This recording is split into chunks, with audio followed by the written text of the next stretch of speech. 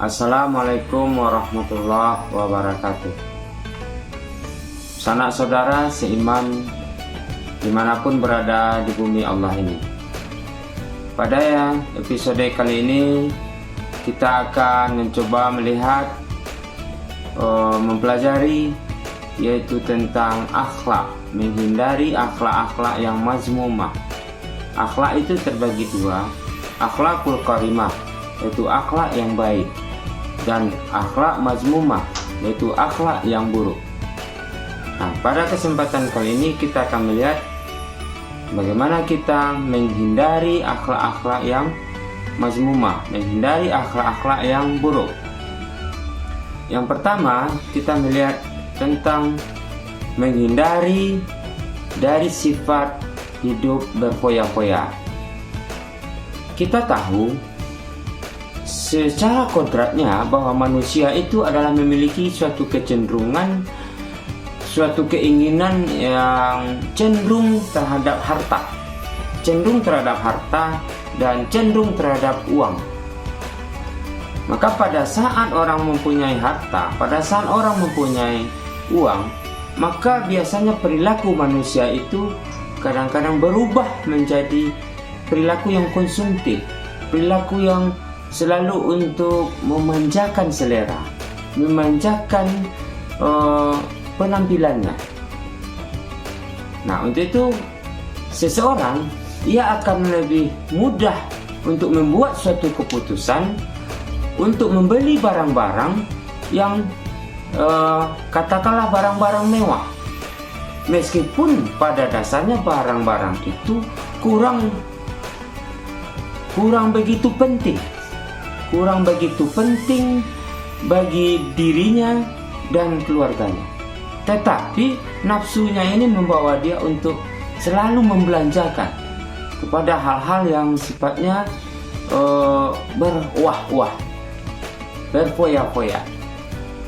Jadi berfoya-foya itu adalah suatu pola pikir, suatu pola sikap, suatu tindakan yang tidak seimbang. Bagaimana seseorang itu tidak seimbang memperlakukan hartanya. Harta itu pada dasarnya adalah suatu cobaan bagi pemiliknya. Nah, kalau jika harta itu digunakan untuk yang baik, maka harta itu bisa bermanfaat baginya, bagi keluarganya, bagi orang lain. Sebaliknya kalau harta itu dikelola, maka secara yang salah, maka harta itu akan justru mencelakakannya. Nah, sanak saudara seiman dimanapun berada di muka bumi Allah ini, maka Islam sangat melarang umatnya untuk berperilaku yang berlebih-lebihan, yang melampaui batas atau dikatakan israf, dan melarang untuk berboros atau tabzir, mubazir dalam hal membelanjakan harta. Karena tabzir tadi dan boros itu atau melampaui batas itu merupakan suatu perbuatan setan. Nah, sebaliknya Islam mengajarkan umatnya untuk hidup bersahaja, hidup yang seimbang menggunakan hartanya, hidup yang sederhana.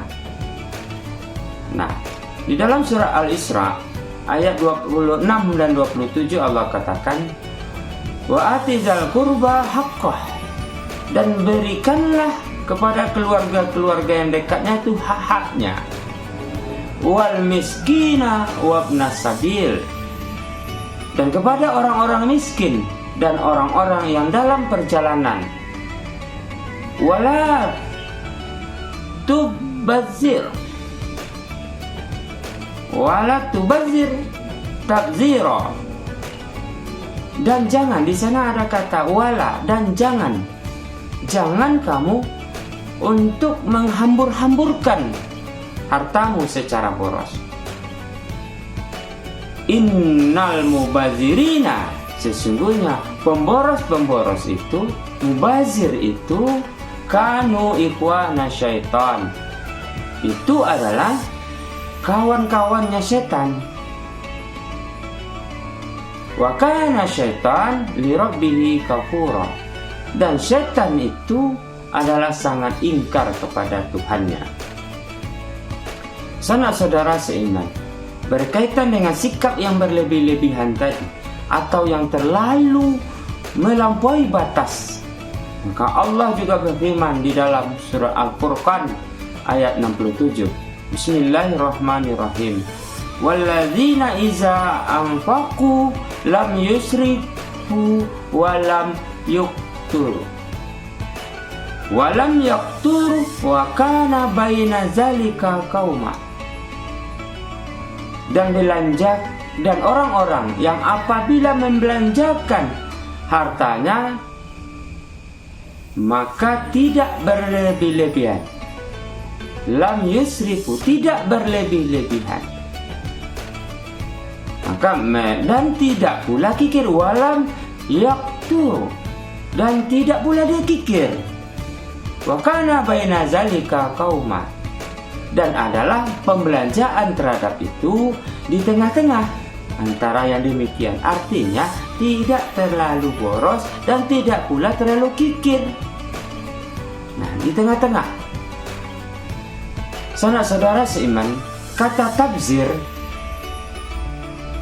maka itu diulang-ulang, atau kata boros itu diulang-ulang di dalam Al-Quran sebanyak 3 kali. Sedangkan kata israf atau melampaui batas itu diulang-ulang dalam Al-Quran sebanyak 23 kali. Ayat ini menyatakan bahwa larangan kita untuk israf, untuk tabzir. Tabzir atau boros adalah perilaku yang membelanjakan harta tidak pada jalannya. Dengan kata lain, mengeluarkan hartanya tidak di jalan yang hak.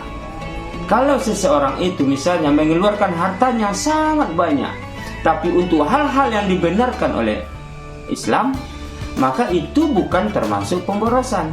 Sebaliknya, jika seorang mengeluarkan hartanya, meskipun hartanya itu sedikit, tetapi untuk yang dilarang di dalam agama, maka itu termasuk boros. Seseorang disebut berperilaku yang israf, berperilaku yang melampaui batas itu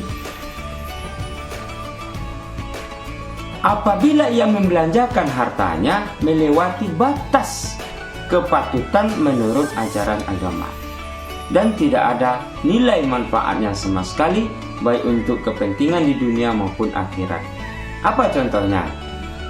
Contoh tabzir dan israf itu misalnya di dalam hal makan. Seseorang mengambil banyak makanan, banyak dia mengambil makanan ataupun minuman dalam acara suatu pesta misalnya. Dia takut tidak mendapat bagian. Nah, dia takut tidak mendapat bagian, dia ambil banyak-banyak. Dia ambil banyak-banyak tanpa sama sekali tidak memperhitungkan daya tampung perutnya. Akhirnya ia tidak sanggup menghabiskan makanan yang diambil sebanyak tadi. Padahal orang di belakangnya entah dapat makanan itu entah tidak. Ini suatu contoh dalam hal makanan, tabzir dan israf tadi. Contoh di dalam berbicara misalnya, dia menggunakan kata-katanya pada hal yang tidak perlu. Mungkin dia baik secara langsung dia bertemu dengan lawan bicaranya atau melalui media elektronik. Katakanlah dalam media sosial misalnya, menggunakan kuota internetnya untuk searching, untuk chatting, untuk hal-hal yang tidak perlu, tidak penting. Nah, itu juga termasuk israf. Di dalam penampilan misalnya, bagaimana dia memakai perhiasan emas di kedua tangannya, di lehernya, di jarinya, pada kakinya, secara berlebih-lebihan dalam suatu acara arisan di perumahan misalnya. Nah, apalagi contohnya berpakaian yang mewah, yang lengkap, yang wah. Supaya apa? Supaya orang memandang dia itu sebagai yang wah. Nah, apa dampaknya sanak saudara? Sikap hidup berpoya-poya itu dampak negatifnya adalah yang pertama, terlalu sibuk mengurus kebahagiaan dunia, melalaikan akhirat. Hubud dunia, terlalu cinta kepada dunia sehingga lupa dia bahwa sesudah dunia ini ada akhirat. Yang kedua, menimbulkan sifat iri, dengki, dan pamer. Bagi yang memakai itu pamer, bagi orang melihat akan mendatangkan iri. Kemudian yang ketiga, bisa memicu frustasi. Kalau hartanya itu habis, dia akan hang, bisa frustasi, depresi dia. Yang keempat, dampak negatif berpoya-poya itu berpotensi menimbulkan sifat kikir. Kenapa? Karena dia tidak mau berbagi dengan orang, untuk dia saja. Nah, kemudian bagaimana cara kita untuk menghindari sifat hidup yang berpoya-poya tadi? Nah, yang pertama, menghindarinya, membelanjakan harta sesuai skala prioritas. Mana yang penting itu yang didahulukan, mana yang rasa-rasanya perlu itu yang dibeli. Jadi tidak asal beli saja. Yang kedua, membiasakan kita bersedekah, membantu orang lain, sehingga lama-lama menghilangkan sifat yang hidup yang tidak baik tadi, sifat hidup berpoya-poya tadi. Karena kita melihat banyak orang yang susah di bawah kita. Yang ketiga, menghindarinya adalah bergaya hidup, berpola hidup yang sederhana, tidak terlalu wah. Kemudian yang keempat, selalu mensyukuri, selalu bersyukur. Sehingga kita alhamdulillah kita ada, orang belum tentu ada. Kita mensyukuri hal itu. Yang kelima, bertindak sesuai dengan yang direncanakan. Ada planningnya, mana yang perlu kita dahulukan untuk membeli. Yang keenam adalah bersikap kita rendah hati, tidak sombong, selalu rendah hati. Orang Minang mengatakan, katiko ado jangan dimakan, lah indah ado baru dimakan. Jadi pepatah itu, katiko ado jangan dimakan, lah indah ado baru dimakan. Artinya apa? Perlu dalam hidup ini berhemat, memikirkan masa yang akan datang. Jangan semuanya habis sekarang, mungkin sisakan untuk esok. Nah, kemudian ada pepatah Minang lagi mengatakan, kulime sabalun habi, inge-inge sabalun kanai. Kulime sabalun habi, inge-inge sabalun kanai. Artinya apa? Berhemat dalam hidup, tidak boros, tidak mubazir. Jangan sampai nanti habis perbekalan kita. Pikir-pikir kemudian. Sanak saudara seiman dimanapun berada di muka bumi Allah. Yang kedua, perilaku yang harus dihindari di dalam agama kita adalah menghindari sifat riya, sifat sum'ah. Apa itu sum'ah? Sum'ah itu berarti memperdengarkan. Secara istilah, sum'ah itu memberitahukan atau memperdengarkan amal kita yang dilakukan kepada orang lain agar orang lain itu menyanjung kita, memuji kita. Itu namanya sum'ah. Nah, kalau riya itu berarti menampakkan. Riya itu artinya menampakkan, memperlihatkan. Secara istilah, riya itu melakukan ibadah, yang ibadah itu dengan niat supaya nampak bagi orang. Supaya apa? Supaya kita dipuji oleh orang. Kita sholat. Nah, kita sholat itu supaya kalau ada mertua kita rajin sholat, nampak sama mertua. Nah, itu namanya riya.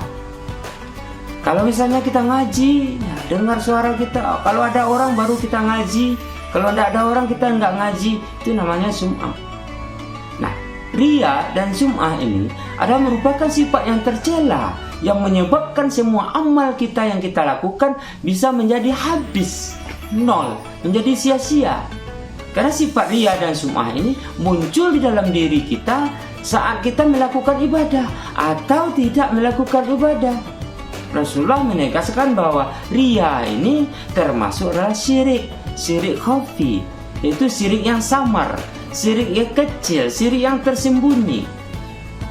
Di dalam Al-Quran Allah mengatakan dalam surah Al-Baqarah ayat 264, ya ayyuhallazina amanu la tubtilu shadaqatikum bil manni wal adza kallazi yunfiqu malahu ri'an nasi wa la yu'minu billah wal yaumil akhir fama saluhu kama sali safwanin alaihi turabun fa asabah wa bilum fatarakah salda la yaqdiruna ala syai'in mimma kasab wallahu la yahdil qaumal kafirin.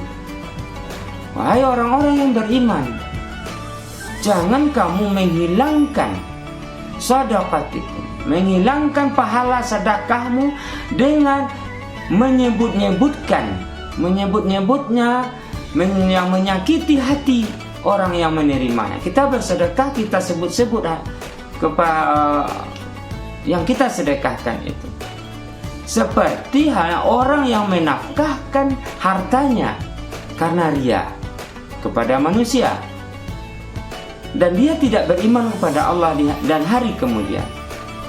Maka perumpamaannya,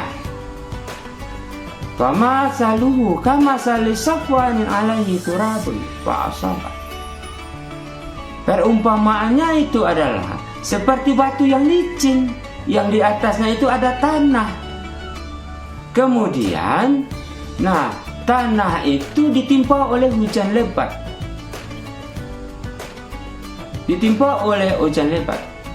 Lalu menjadilah tanah yang ditimpa hujan lebat tadi habis. Maka mereka tidak menguasai sesuatu pun dari apa yang mereka usahakan. Dan Allah, wallahu la yahdil qaumal kafirin. Dan Allah itu tidak akan memberi petunjuk kepada kaum-kaum yang kafir. Sanak-saudara seiman, ria itu menjadi ada dua tingkatan. Yang pertama itu ria khalis, yang kedua ria syirik. Apa itu ria khalis? Yaitu melakukan ibadah hanya untuk mendapat pujian dari manusia semata. Sedangkan ria syirik itu melakukan suatu amal perbuatan karena niat menjalankan perintah Allah dan juga ingin mendapatkan sanjungan dari orang lain. Kedua-duanya, dia juga ingin dilihat oleh Allah, dia ingin juga dipuji oleh manusia. Itu namanya ria syirik. Nah, ditinjau dari bentuknya, ria ini juga dibagi dua. Dari segi bentuknya, yaitu ria dalam niat, yang kedua ria dalam perbuatan. Apa ria dalam niat? Contohnya seseorang yang mengatakan bahwa ia ikhlas, saya ikhlas beribadah, saya ikhlas untuk sholat, saya ikhlas untuk puasa. Katanya ikhlas saya karena Allah untuk sholat ini, padahal dalam hatinya enggak. Maka hal itu termasuk ria dalam niat. Ria dalam perbuatan, misalnya seseorang memperlihatkan badan yang kurus, yang pucat ketika dia berpuasa, kayak orang pucat, kayak orang lesu. Supaya apa? Supaya orang menyangka dia itu sedang puasa. Nah, kemudian seseorang misalnya memakai baju muslim yang lengkap, pakai peci, pakai baju muslim, baju supaya apa? Pakai sorban, supaya orang menyangka dia itu taat, orang soleh. Kemudian apalagi seseorang yang memperlihatkan tanda hitam di dahinya ini, supaya apa? Supaya disangka orang dia itu sebagai ahli sujud, ahli ibadah. Nah, ini namanya ria. Seseorang yang mempunyai sifat ria dan sum'ah ini apa ciri-cirinya? Yang pertama, cirinya adalah selalu menyebut dan mengungkit amal yang pernah dilakukannya. Apapun yang dia lakukan, dia selalu mengungkit-ungkit pekerjaannya, amalnya. Yang kedua, beramal hanya untuk ikut-ikutan orang lain. Ketika orang pergi sholat rame-rame, sholat hari raya, dia ikut-ikut, padahal dia sebetulnya maunya nggak sholat, tapi karena ingin dilihat orang, ya dia ikut. Yang ketiga, dia malas melakukan amal ibadah kalau tidak dilihat orang. Kalau tidak ada orang, ya sembahyang salatnya ya cepat-cepat. Kalau dilihat orang, ya khusyuk salatnya. Yang keempat, melakukan amal kebaikan kalau berada di tengah orang ramai. Kalau ada orang, dia rajin sedekah. Bahkan disebut-sebut sedekahnya itu, karena orang banyak. Dibilang, disebut dari si anu. Yang kelima, amalnya selalu ingin dilihat dan didengar oleh orang lain. Ya selalu itu. Amalnya itu ingin dipuji oleh orang lain. Yang keenam, ekspresi amalnya itu berbeda karena sedang dilihat oleh orang lain atau tidak. Beda cara dia beramal. Ekspresi beramalnya itu beda antara dia beramal sendiri dengan dilihat orang lain. Yang ketujuh misalnya dia tampak lebih rajin. Yang ketujuh, dia tampak rajin, bersemangat beramal. Kalau ada sanjungan, sebenarnya lesu, malas. Ya, kalau dia tidak dilihat oleh orang, bahkan nggak mau lagi beribadah. Kalau dapat cemooh bagi orang. Nah, sanak saudara, perbuatan riya dan sum'ah ini mempunyai dampak negatif bagi pelaku, bagi masyarakat. Apa dampak negatifnya? Yang namanya riya ini, sum'ah ini, yang pertama dampak negatifnya muncul rasa tidak puas terhadap amal yang telah dikerjakan. Tak puas dengan amal yang dikerjakan. Yang kedua, muncul gelisah. Muncul gelisah saat dia melakukan amal kebaikan itu. Tidak tenang dia beribadah. Yang ketiga, merusak nilai pahala dari suatu ibadah. Bahkan bisa hilang sama sekali. Tidak jadi dia beribadah, nol hasilnya. Yang keempat, mengurangi kepercayaan simpati dari orang. Kalau orang tahu dia itu beribadah secara riya dan sum'ah supaya ingin dipuji, maka akan hilang simpati orang. Ini dampak negatif. Yang kelima, ya, menyesal apabila amalnya tidak diperhatikan orang lain. Wah, nggak ada yang lihat saya salat, nggak ada yang lihat saya haji nih, nggak ada orang yang lihat saya puasa nih, malas. Nah, menyesal saya untuk beribadah. Nah, kemudian yang keenam, menimbulkan sentimen pribadi dari orang lain karena adanya perasaan iri dan dengki. Nah, kata orang Minang, bak balam talampau jinak, gilo maangguak tabuang ayah, gilo mancotok kili-kili. Apa kata orang Minang? Bak balam talampau jinak, gilo maangguak tabuang ayah, gilo mancotok kili-kili. Artinya apa? Seseorang yang mudah dipuji. Seorang yang mudah dipuji, sehingga kalau telah dipuji maka bisa terbuka rahasianya. Kalau dia sudah dipuji, bisa tidak tahu dia, bisa terbuka rahasia. Nah, kemudian sanak saudara seiman, ada beberapa cara untuk menghindari sifat riya dan sum'ah ini. Yaitu yang pertama, luruskan niat kita. Luruskan niat kita adalah ikhlas, mencari keredaan Allah. Luruskan niat. Yang kedua, menyadari bahwa diri kita adalah hamba Allah. Kita ini adalah budaknya Allah, hambanya Allah. Yang ketiga, memohon kita selalu pada Allah. Ya Allah, hilangkanlah penyakit di dalam diri saya, penyakit riya dan sum'ah ini. Minta tolong sama Allah. Yang keempat, memperbanyak rasa syukur kepada Allah. Yang kelima, memperbanyak ingat mati. Tidak ada gunanya kita dipuji dalam beribadah. Ingat, kita akan mati. Yang keenam, membiasakan hidup secara sederhana. Nah, kata orang Minang, indak puji nangka manganyang, indak upe nangka membunuh. Artinya apa? Indak puji itu akan mengenyangkan kita. Tidak perlu kita pujian orang, tidak akan kenyang kita. Dan tidak pula upe yang akan membunuh hawa. Sanak saudara seiman dimanapun berada. Yang ketiga, sebagai umat yang beragama, berkeyakinan, yang ketiga adalah menghindari sifat takabur. Apa itu takabur? Takabur itu adalah suatu sifat sombong.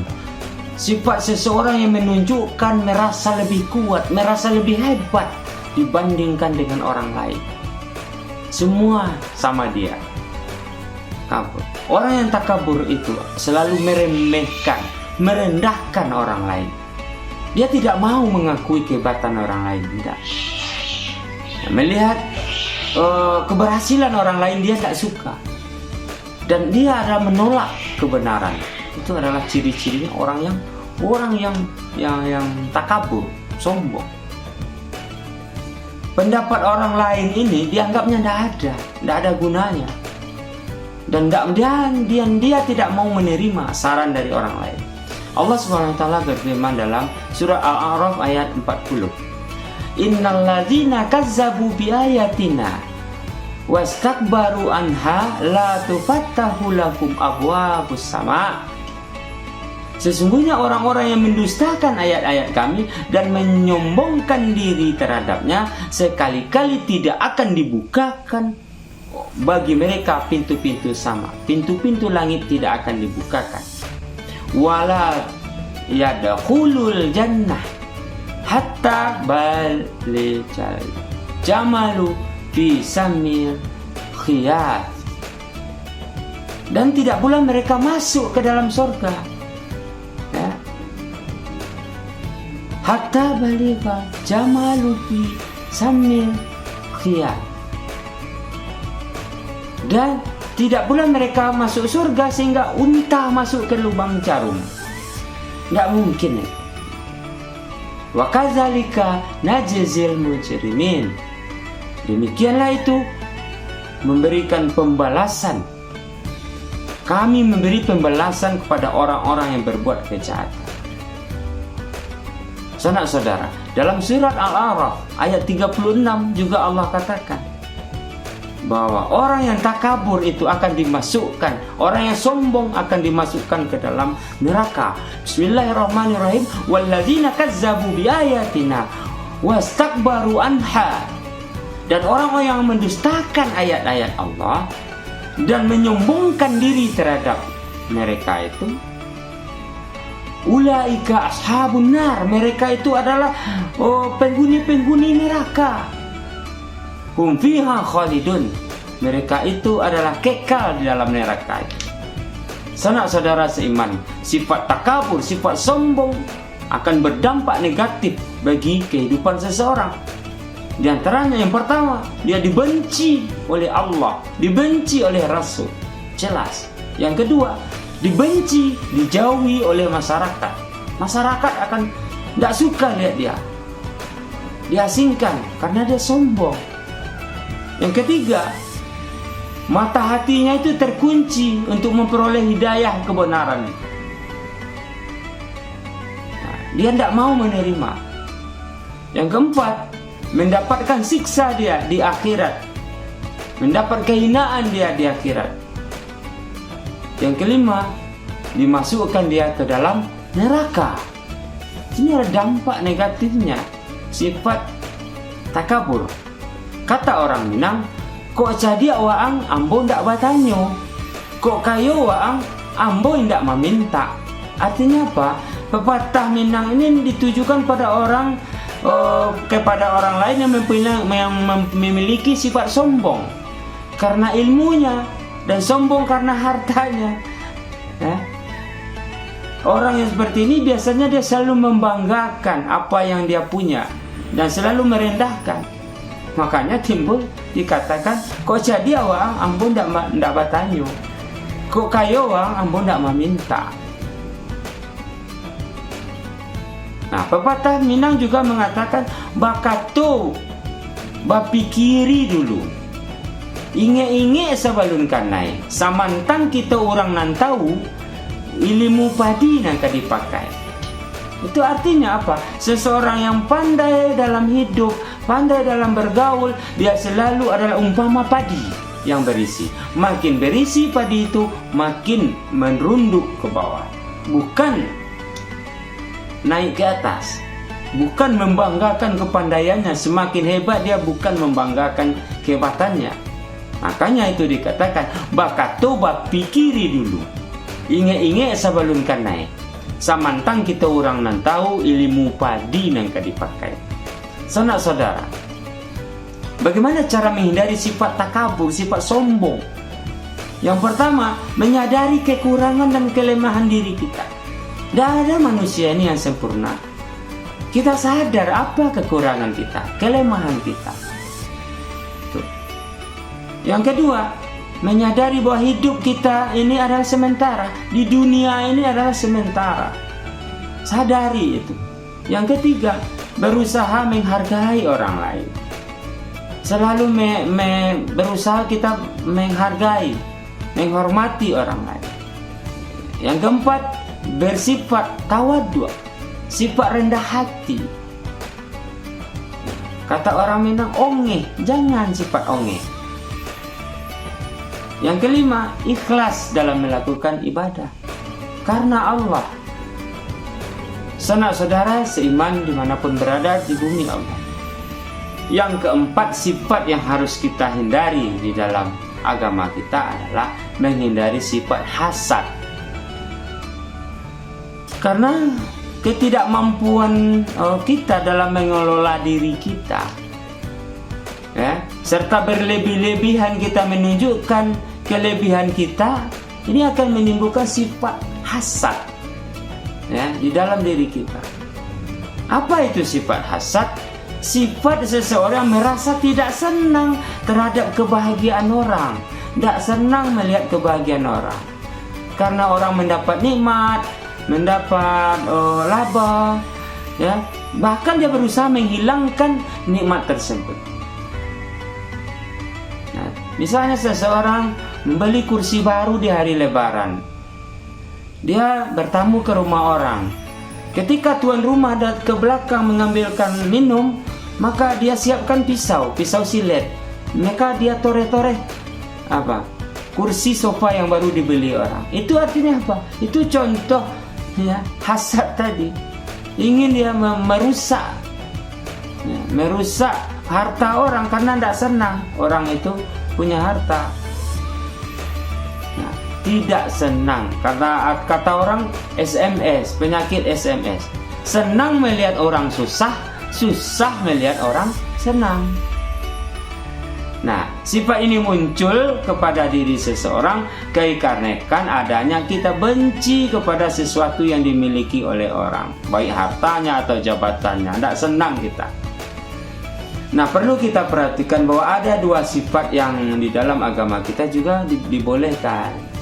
Apa itu? Kata Rasulullah SAW yang artinya dari Abdullah bin Mas'ud, Nabi berkata, dia berkata, Rasulullah bersabda, tidak boleh hasad kecuali dua hal, yaitu orang yang diberikan harta kekayaan oleh Allah dan dia gunakan harta itu untuk menegakkan yang hak, yang benar. Yang kedua, orang yang diberi oleh Allah hikmah, diberi oleh Allah ilmu, lalu diamalkannya dan dia bagikan ilmunya pada orang. Nah, hadis riwayat Ahmad. Artinya, kalau kita melihat ada orang yang punya harta lalu dia sumbangkan untuk kegiatan keagamaan, iri kita, ya. Bagaimana kita memotivasi diri kita? Ada orang yang bisa ngaji, iri kita, kok dia bisa ngaji saya enggak? Supaya kita berusaha memotivasi diri kita supaya kita pandai pula seperti dia. Allah mengatakan secara tegas melarang sifat hasad ini dalam surah An-Nisa ayat 32. Bismillahirrahmanirrahim. Wala tatamannau ma faddalallahu bihi ba'dakum ala ba'din. Lirijali nasibum mimma aktasabu wa linnisa'i nasibum mimma aktasabna. Was'alullaha min fadlih innallaha kana bikulli syai'in alima. Jangan kamu berlaku iri terhadap apa yang dikaruniakan Allah kepada sebagian kamu lebih banyak dari sebagian yang lain. Karena bagi orang laki-laki ada bagian apa yang mereka usahakan, dan bagi para wanita ada bagian dari apa yang mereka usahakan. Dan mohonlah pada Allah sebagian dari karunia-Nya. Sesungguhnya Allah Maha mengetahui segala sesuatu. Menurut Imam Al-Ghazali, ada 3 jenis hasad yang bisa membahayakan manusia. Yang pertama, mengharapkan hilangnya kenikmatan yang dimiliki oleh orang lain, dan ia mendapat nikmat tersebut. Hilang nikmat bagi orang, nikmat itu berpindah ke dirinya. Bahaya. Yang kedua, mengharapkan hilangnya kebahagiaan orang lain, sekalipun dia tidak mendapatkan apa yang membuat orang tersebut bahagia. Asalkan orang lain itu bisa menderita, bisa tidak bahagia, senang hatinya. Yang ketiga, merasa tidak reda dia terhadap nikmat Allah yang diberikan kepada orang lain, meskipun dia tidak mengharapkan hilangnya nikmat dari orang itu. Ia benci apabila orang lain itu menyamainya atau bahkan melebihi dirinya yang diterimanya nikmat dari Allah. Lebih orang dapat nikmat dari dia. Bahaya. Saudara, dampak negatif dari sifat hasad itu adalah yang pertama, dampak negatifnya berarti menentang takdir Allah. Sifat hasad, iri itu berarti menentang takdir Allah. Yang kedua, hati kita menjadi susah. Kata orang Minang, koretapi namandaki angoknya nan sasa. Dia tidak senang melihat orang bahagia. Yang ketiga, menghalangi keinginan berdoa kepada Allah. Tertutup hati kita untuk memanjatkan doa pada Allah, karena kita sibuk dengan melihat iri kita melihat orang lain. Yang keempat, meremehkan nikmat dari Allah. Di orang yang hasad itu adalah meremehkan nikmat Allah. Yang kelima, merendahkan martabat orang lain. Ini sifat dampak negatif dari hasad. Nah, kata orang Minang, papek di luar, runciang di dalam. Talunjua lurui kalingkiang bakai. Artinya apa? Sifat yang sangat tercela, yaitu mulut yang manis tapi hatinya jahat. Nah, hatinya jahat, berbisa. Jadi papek di luar, runciang di dalam. Talunjua lurui kalingkiang bakai, itu maknanya. Saudara, bagaimana kita menghindari sifat hasad tadi? Yang pertama, meyakini keadilan dari Allah. Allah itu maha adil, yakin kita. Allah itu maha adil. Tidak mungkin Allah itu salah memberikan nikmat kepada orang. Tidak mungkin Allah salah memberikan nikmat pada kita. Allah itu tidak akan membebani umatnya kecuali Allah itu lihat kita mampu. Nah, saudara seiman yang dirahmati oleh Allah, la yukallifullahu nafsan illa usaha. Dalam ayat lain, la yukallifullahu nafsan illa ma ataha.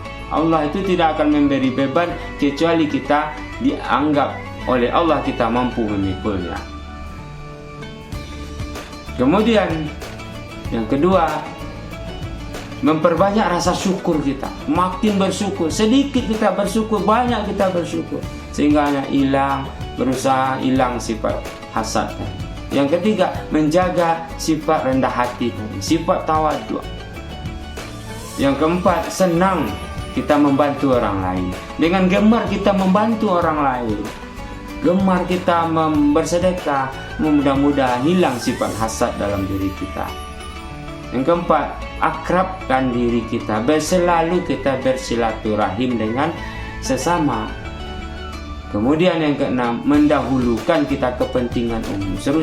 Berusaha kita untuk mendahulukan hajat hidup orang banyak, baru untuk kita. Sanak-saudara seiman, dimanapun berada di muka bumi Allah, cukup sampai di sini kajian kita tentang menghindari beberapa sifat yang dilarang oleh ajaran agama.